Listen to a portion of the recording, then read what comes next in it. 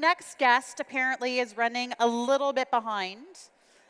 So apologies about that. I'm still going to introduce him because I think he's going to try and call in, and we're going to try and video him live, if I'm not mistaken. But let me make his introduction first. So as you know, a few of us appeared on this stage 5 years ago, and it changed a few of our lives in terms of the friendships we made, the people we met. But since then, we've been committed to try and make it back every year whenever we can. And Kei is no exception to that. He's been on this stage 4 times. We're hoping today will be his 4th. And when he first came on stage, I thought of him as kind of the futurist. He was talking about things I couldn't even comprehend because they were so far out, and really new, cool, innovative thinking. Since then, he's gone on to work at IBM as the Director of Innovation, which is what he's doing today. And the really nice thing for him is it's also been a bit of a transition because he used to live out of a plane, and now he can be home a little bit more. So the other part of that is when you see him, because we were Skyping the other day, and seriously, the guy is so tanned, it's ridiculous. And I think part of it is because he's also taken up surfing. But even though he's been living on a plane, he's been trying to make it here to Graz because this is his favorite place to be. But from what I understand, he's unfortunately stuck in the car. So from being in a plane, he's now going to be moving to a car. Yep, so we're going to try and video him in. So if you just give us 2 seconds. Are you? Yeah, OK. Kei, are you there? Kei? I don't know how this works. Are we able to get Kei on there? Sorry, I can't see in the back. Yeah, thanks. Yeah? Yeah. See you guys all later. Ah, there he is. So, hi, my name is Kei Shimada, and I'm the Innovation Director at IBM Japan.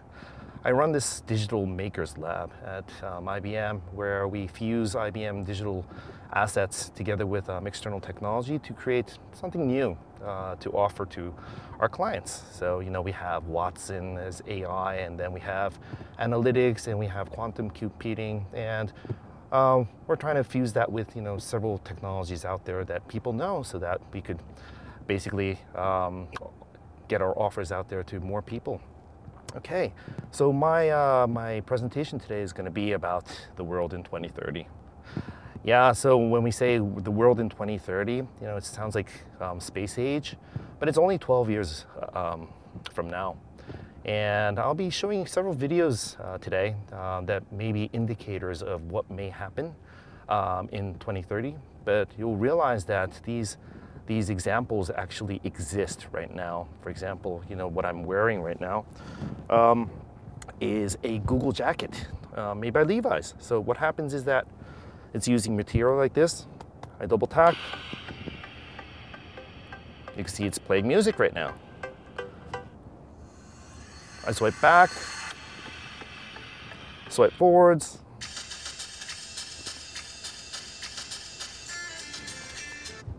So, conductive material, space age, apparel, you know, it doesn't have to be 2030 for you to be able to get all this. So, we're going to jump into one of our first videos, hyper reality, and we'll show you what the world can be like in 2030.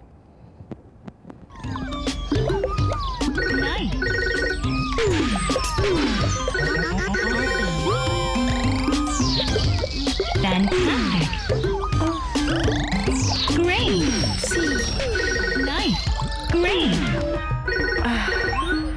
Más tarde, apúrate si quieres una buena calificación. Voy lo más rápido que puedo. ¿Has pensado en correr? Es saludable y eficiente. Seguro que no hay más trabajos disponibles. Yo estudié para ser profesora y estoy haciendo mercados. Y además puedes quedarte con los puntos de fidelización. Eres una monkey afortunada. Tienes que confiar en la aplicación. ¿Te sientes inspirada? Gracias. Chao.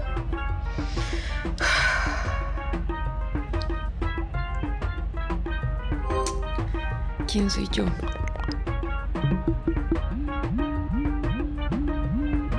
No, eso no es lo que quiero decir. ¿Para dónde voy? No. Puedo volver a empezar.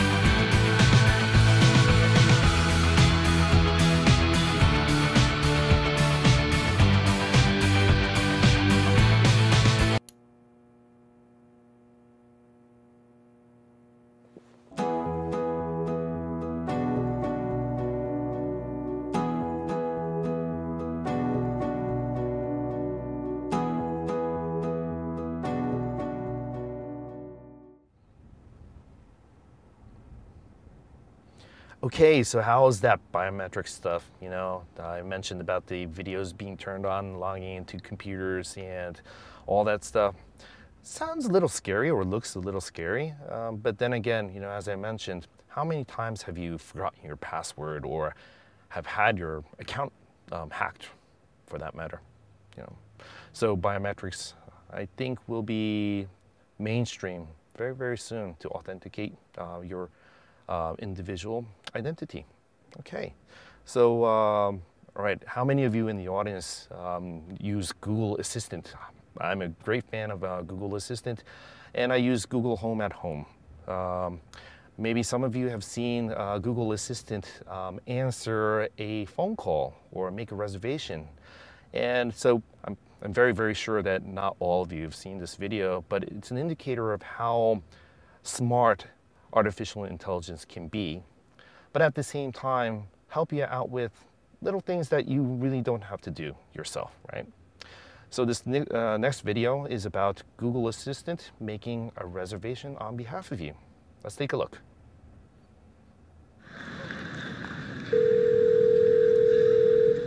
So how can I help you? Hi, I'm calling to book a women's haircut for a client. I'm looking for something on May 3rd. Sure, give me 1 second. Sure, what time are you looking for around? At 12 p.m. We do not have a 12 p.m. available. The closest we have to that is a 1:15. Do you have anything between 10 a.m. and 12 p.m.? Depending on what service she would like. What service is she looking for? Just a woman's haircut for now. Okay, we have a 10 o'clock.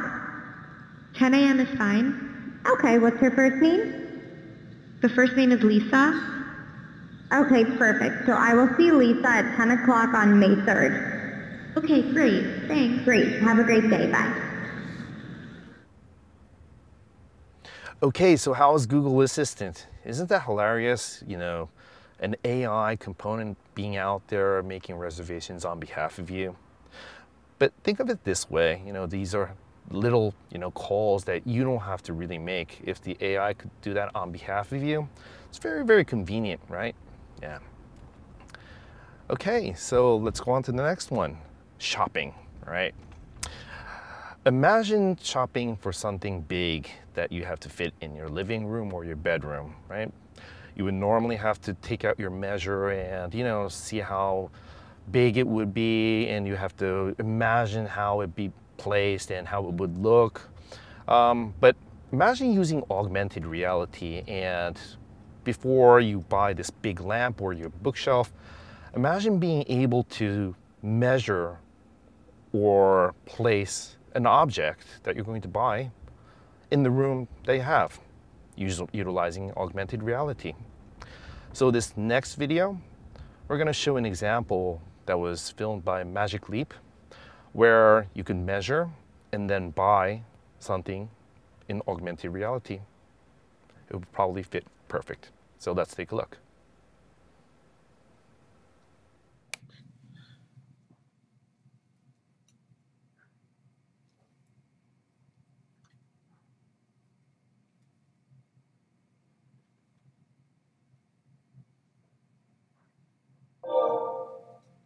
"展示儿童台灯。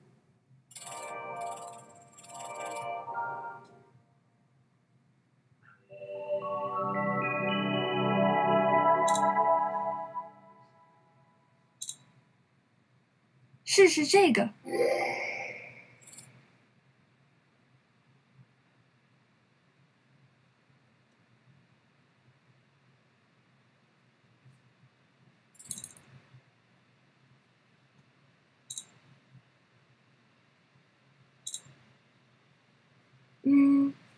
试试这个吧。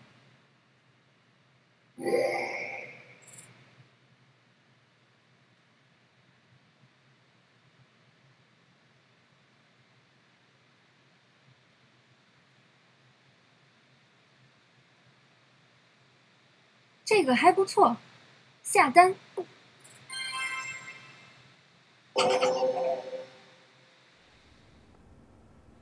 Okay, so how was the video for AR shopping? You know, shopping could be an extreme hassle, but with the AR glasses, and if you could measure things beforehand and then shop immediately because you want something, because it fits, you know, AR shopping can be extremely, extremely convenient. Okay, so my last case is actually about telepresence. Telepresence is like avatars. So it's people and it's robots, but they are interconnected, but they can be far apart. For example, imagine a top-notch surgeon conducting surgery 1,000 kilometers away, and that is done by a robot, but it's being controlled by a professional surgeon. Imagine a professional firefighter, maybe, for example, in Graz, fighting an enormous fire in California. The thing is, with 5G and all this connectivity, there's a lot that you could do remotely. So I'm really big on telepresence, and I'm going to show you a video that was shot at the Consumer Electronics Show in January in Las Vegas this year. Take a look.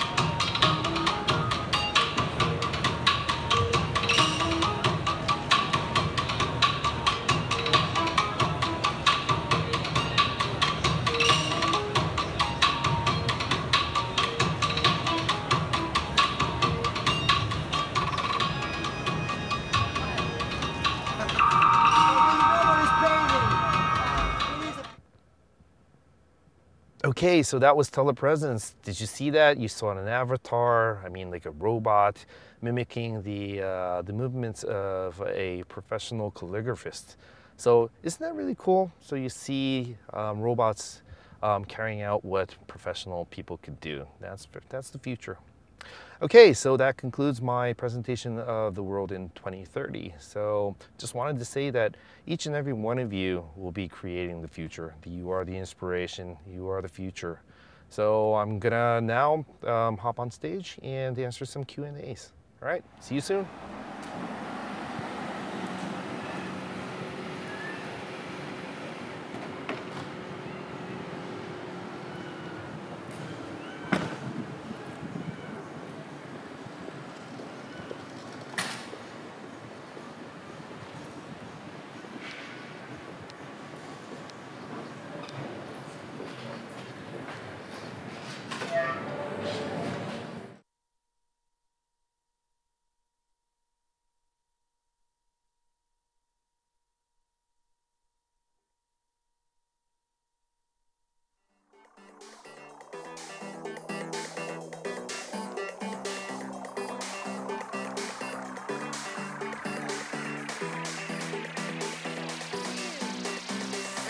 How are you? Awesome. Oh my God, I can't believe you just made it here. That's incredible. Yeah, it was perfectly timed. Yeah, of course. Yeah, perfectly I made it. timed as usual. Yeah, absolutely. Yeah. So where's the wine, Sam? I got it for you. I got your okay. text. Yeah, so if anybody noticed, we were texting back and forth. I was like, where are you? I got the wine. Hurry up and get here. Yeah, where's the glass, right? What I'm not would you going to like? take the White, bottle. red? What are you in the mood for? Is there a Grüne Veltliner here? Okay. Listen to you. How's that? Okay. I'm good. How is everyone? Good? Yeah, come on, pump it up. Woo! Awesome. This is great to be here. Oh, it's so good to have you here. And I loved, even though you weren't able to be here with us, I loved the videos you were showing. And you didn't hear the introduction. I just couldn't wait. But I know. I love it. I love that you couldn't wait, that you just had to make it happen. Totally. But what I was saying in the introduction is, I think of you as kind of my futurist. And that you're always thinking ahead, and you're thinking, like, what's going to happen. And we started off the day talking about dreams. So I was kind of wondering if you could create anything, what would Kei's dream be? What would that future look like? You know, that's a great question. I think my future would be about, you know, all of what I talked about from the car, you know, from the Mercedes. It's about 2030, you know, about robots, augmented reality, a very vibrant future using technology. You know, there's some, you know, talks about AI, you know, taking over our world. You know, that's probably not going to happen if you're smart. I mean, like, you know, if you are into digital, if you're creative and you have something to talk about, you know, and if you can make a difference, that's something I think artificial intelligence won't take over. Yeah, I think it's originality, creatives, yeah. Any ideas how you do that? Well, you know, I have to say it's up to all of you in the crowd, right? You're probably working on, you know, some fabulous stuff, trying to make a change. Innovation will only happen if you guys, you know, push it, you know, if you guys, oh yeah, yes, of course, yeah, sorry about that. My tone is so low. Yeah. And we didn't get to mic him up before, sorry. Yeah. So no, I'm just saying, like, you know, everybody is the enabler of the future. You know, each and every one of you have something probably that you're working on that will make a change, and you guys are the ones who makes 2030. And before I forget, I forgot to say in the front of the video in the beginning, thanks to the 15 Seconds crew for making a fucking awesome event where everybody is having a great time. So thank you so much. Thank you so much. All right. And thanks to all of you too. Thanks. All right. So Kei just mentioned that... Wait, Sam. Oh, sorry. Cheers. Welcome to Graz. Cheers, Glad everyone. You made it. Cheers, everyone. Sorry you don't have the wine, but yeah. So you mentioned that it's up to everybody who's in the audience, and I was just wondering, is there anybody out there who wants to share an idea that you have, a future you have, or a question that you might have for Kei? I mean, you've got the futurist right here on stage. If you have a great idea. I love that you're always asking questions. Thank you. Great. So innovation is a really big word that means different things for other people. So I want to know from you, because you're like in the spearing head of innovation, what do you find in innovation that is changing or nuanced in a different way than it did even a year or 2 years ago? Okay. So the word innovation, you know, it's been used so many times, and, you know, people say, so innovation is this fluffy word. I have actually a definition for innovation. Innovation equals invention plus a business model. So it has to make money in the end, right? So if it doesn't make money, forget about it. It's called an invention, right?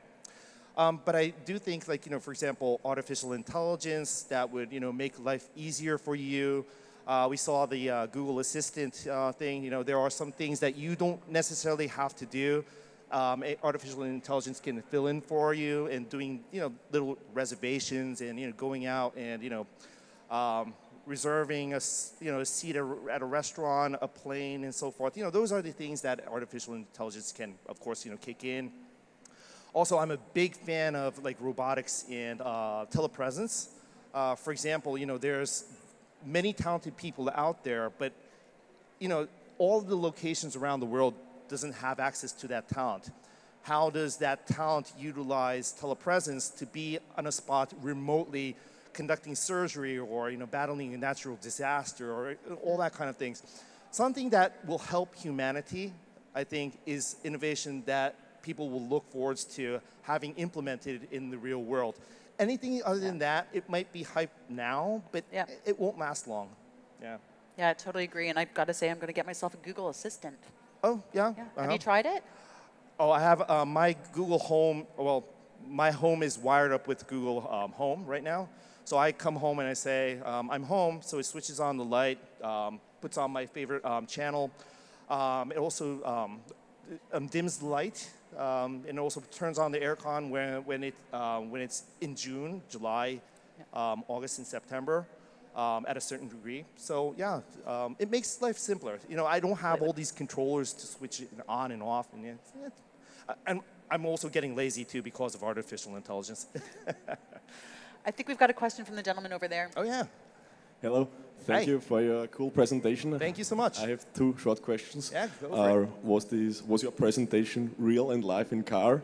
Of course it was. Wait, look, I'm wearing the same stuff, right? And how to get the director of innovation from IBM? How is it? How to become? How to become. Good aspirations. Okay, the quickest way is to be presenting at 15 seconds on stage, talking about shit, and then the companies will reach out to you and say, you seem to be interesting. You're a Japanese guy who speaks English and talks about innovation. Maybe we want you. So yeah, that's really what happened to me. Very cool. I'm not sure if that made sense for you, but yeah, that's how it happened to me. Yeah. Mm-hmm.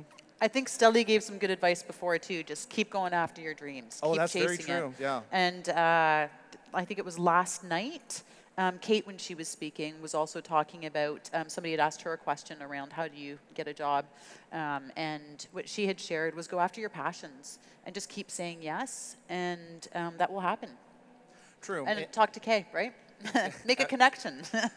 Also, another thing that I did, so ever since I was 12, I would plan 10 years ahead. That's what I used to do. I am probably much older than you, as you think, but every 10 years I would have another target for my next 10 years of where I want to be, what I would like to be doing. So I grew up in the States. I left the United States alone. I left family and friends. I moved to Japan alone when I was 15. So every 10 years from there, I planned my life so that it would be in line with what I wanted to do. So I was an odd child, I guess. So what do you want in the next 10 years? Next 10 years, it's very, very simple. I want to create something that would make life more easier. Yeah, and that would entail, a lot of the technologies that I've been talking about from the Mercedes, AR, telepresence, biometrics. How many of you were here 2 years ago? I was here 2 years ago speaking. Hey, thanks. I was talking about brainwaves, emotion reading from the brain, and that also, it's becoming real, and I want that to happen too. Okay. So I think we've got time for 2 more questions. First over there. I'm Chris. Hi, Chris. Nice to have you here. I have the feeling we heard about this AI and assistant technologies and all that stuff for quite some time now. Yeah. Of course, it will take us some time until we get there, but I think computing power is taking us there, 5G is taking us there. Yeah. I'm interested in the next big thing. I mean, you just mentioned these brain reading technologies. Yeah. Can you talk about that a bit more? What are the next big things after augmented reality and all that? For me, that's just a temporary next step. But it will, of course, not be the end of the line. So what do you see next? That's a great question, Chris. The thing is, augmented reality is actually not here yet, right? Virtual reality is not here yet. We get bits and pieces of hints of what may happen. We have Oculus Go, and we have, the HTC Vive, and then we have AR glasses. But, that's only the tip of the iceberg. When it's fully implemented in a way that it could change your life, that's when, people could start thinking about the next big thing. And to me, one of the reasons I was talking about things that are happening now, which are sort of hints of what would happen in 2030, is for that reason. Because these technologies, you could see them up on stage or, on the screen or at, trade shows, but it's not implemented in the society yet. So I think for the time being, I would love to have everybody wearing, for example, an AR glass to get around in the expo to see all the great startups, out in the expo area, or get information about who's on stage without, for example, cool. Yeah, totally, yeah. But I think, going on to maybe 2030 and 2050, that's when robots will be there. For example, in Tokyo, we have the 2020 Olympics coming up. We actually are having about a dozen different robots fulfilling different kind of exercises or practices or deeds or functions so that the Japanese people who mostly don't speak any English, we're going to have an influx of people coming into Tokyo. The robots can handle, for example, tourist information, do simultaneous translations, or a robot could automatically take your luggage from the turnstile directly to your hotel. And that will probably be happening. So what we see now is only the tip of the iceberg. I know you guys study all of this and know, but it'll be a while until this is implemented. And for the time being, until 2030, what I presented today, will be gradually implemented. And it's going to be pretty awesome, I think. I can't wait. It'll be really fun. Yeah. We've got time for one more question, but I just want to preface this by we've got a really special group with us today. Stefan, who's one of the founders, his mom's a school teacher, and we were chatting last night, and she mentioned that this is the first year that she's bringing some of her students to the festival. Welcome. So we're inviting them to sit in the front row for the rest of the day and to ask us some great questions and to connect, to inspire. So I'll hand it over to you to ask your question. So this might sound a bit far-fetched. Wait. What's your name? It's Michael. Michael. But do you think that we will ever reach the point where we will have to consider ethical limitations to artificial intelligence? Yes, of course. Yes, that's a great question. Really good question. Yeah, absolutely. That's a great question. But the thing is, you know, modern day technology, people happen to be extremely dumb. Yeah. We create stuff and we get into a lot of trouble, and the companies are sued, and then the country steps in and basically delivers a policy, right?